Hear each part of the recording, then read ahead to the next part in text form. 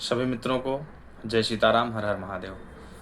आज 2-3 दिनों से एक बहुत ही संवेदनशील विषय सोशल मीडिया में चल रहा है और पूरे भारत में सर्वविदित हो रहा है कि एक आईपीएस अधिकारी जो कि आईएएस ऑफिसर है, और आईएएस ऑफिसर उसका नाम है क्या, संतोष करके कुछ नाम, संतोष वर्मा।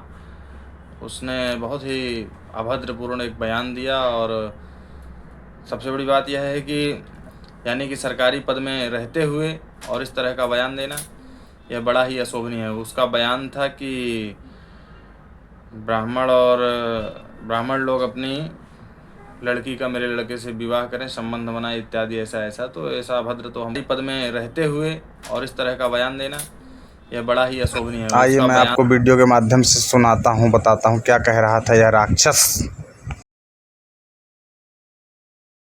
जब तक कि मेरे बेटे को कोई ब्राह्मण अपनी बेटी दान नहीं करते या उससे उसका संबंध नहीं बनाते, परंतु इतना गलत बोलकर बड़ा गलत हुआ। बहुत ही उसके द्वारा संपूर्ण ब्राह्मण समाज को अपमानित किया है। इसके खिलाफ बहुत ही कड़ी कार्रवाई की हम लोग मांग करते हैं, कठोर कार्रवाई हो, जिससे कार्रवाई के तहत अभी इसको पद से निलंबित किया गया है एवं कारण बताओ नोटिस जारी किया गया है। परंतु इससे ब्राह्मणों को कैसे संतुष्टि होगी? ऐसे ही अनायास कोई भी आएगा और विशेष समुदाय पर इसी प्रकार वार करेगा और चला जाएगा।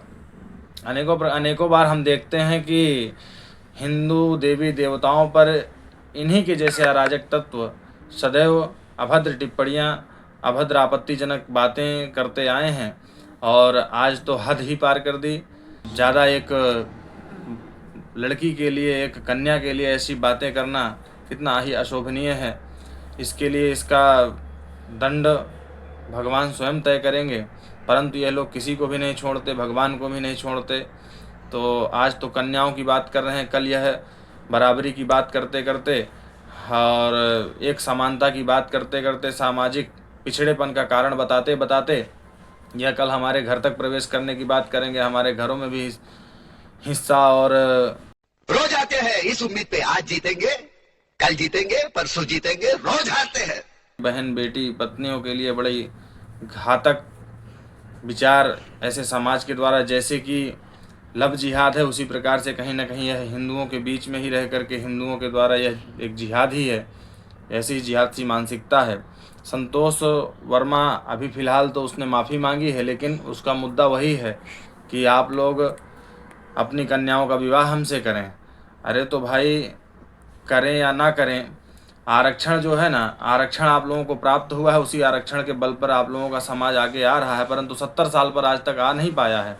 आरक्षण उस कुतिया का दूध है जिसको पीकर 33% पाने वाला 90% अंक पाने वाले पर भोगता है, क्योंकि 33% वाले को आरक्षण प्राप्त है, 90% वाले को आरक्षण प्राप्त नहीं है। इसीलिए ऐसे लोग आकर के भोगते हैं और एक विशेष वर्ग समुदाय, सवर्ण समुदाय को ज्ञान देते हैं, और ख़ास करके एक जो सम्माननीय समुदाय है ब्राह्मण समुदाय, उसके लिए ऐसी अभद्र टिप्पणियाँ बहुत ही गलत है, बहुत ही निंदनीय है। और संतोष वर्मा को इसके लिए कभी क्षमादान नहीं दिया जा सकता है ब्राह्मणों के द्वारा। परशुराम के वंशज हैं। तुम लोग कितना भी विरोध करो, कितना भी कुछ करो, जो वर्ग जिस रीति रिवाज और जिस नियमानुसार चलता आया है उसी अनुसार चलता रहेगा। तुम्हारे कहने से कुछ नहीं होगा। तो ऐसे आदमी के बेहुदा बयान पर कड़ी से कड़ी कार्रवाई होनी चाहिए। और ब्राह्मणों की बहन बेटियों पर ऐसी अभद्र टिप्पणी करने वाले ये आईएएस संतोष वर्मा जो है, यह कहीं ना कहीं चाहता है कि एकता का, समरसता का परिचय तभी होगा जब ब्राह्मण लड़की किसी दलित लड़के के साथ जाएगी। और ऐसे ही दलित, जितने भी दलित समुदाय के बड़े बड़े संगठन हैं, उनके भी यही विचार हैं कि ब्राह्मण की लड़की हो और हमारे लड़के हों। तो यह दृष्टिकोण त्याग दें।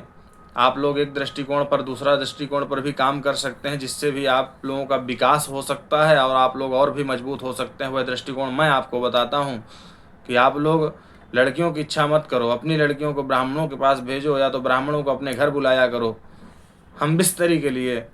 तो शायद आप लोगों का डीएनए अच्छा हो सकता है, क्योंकि 70 साल से आरक्षण रूपी आरक्षण पाकर तो आप लोग सुधर नहीं पाए, अच्छे नहीं हो पाए।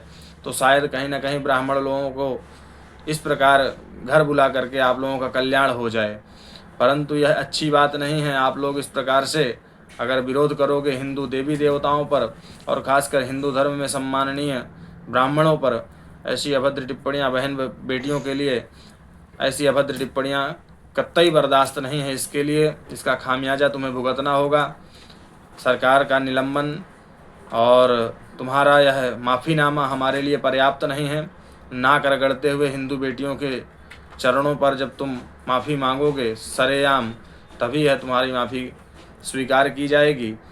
अन्यथा की दृष्टि में समस्त हिंदुओं के द्वारा ऐसे तुम्हारे जैसे अराजक तत्वों का और जितने भी भीमवादी हैं जो बाबा के संविधान के साथ साथ सनातन को मानने से इनकार करते हैं और हिंदू देवी देवताओं और हमारे धर्म के सम्माननीय एक विशेष वर्ग समुदाय के लिए हमेशा अभद्र टिप्पणियां करते हैं, उनका नाश तो होना ही है।